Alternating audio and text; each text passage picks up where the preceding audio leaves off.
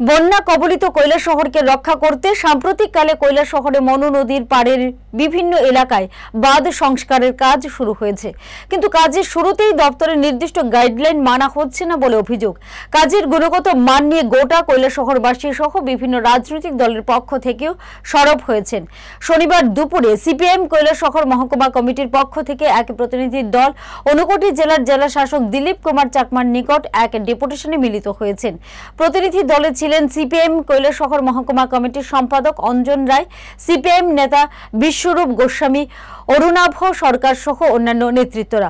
মোট 5 দফা দাবিতেই মূলত ডেপুটেশন প্রদান করা হয়েছে। জেলা শাসক দিলীপ কুমার চাকমা দাবির প্রতি সহমত পোষণ করেছেন এবং দাবিগুলোর যৌক্তিকতা স্বীকার করেছেন বলেও জানান অঞ্জন রায়। এর দাবিগুলি হচ্ছে মূলত বন্যা নিয়ন্ত্রণে জল সম্পদ দপ্তরের তত্ত্বাবধানে চলমান কাজগুলির গুণগত মান বজায় রাখার স্বার্থে দপ্তর এবং সাধারণ প্রশাসনের বিশেষ উদ্যোগ গ্রহণ করতে হবে।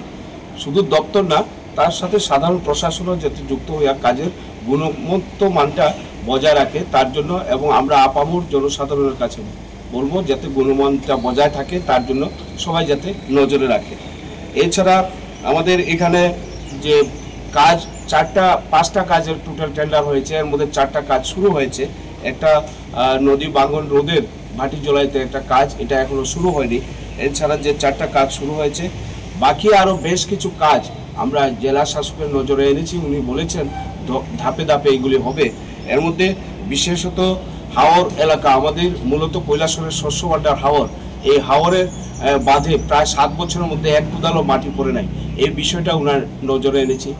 আমাদের লাঠিয়াপুরার দিকের বাঁধটা, এটাও আমরা নজরে এনেছি। কামরাঙ্গাবাড়ি ভাটিজোলা এদিকের বাঁধটাও আমরা নজরে এনেছি।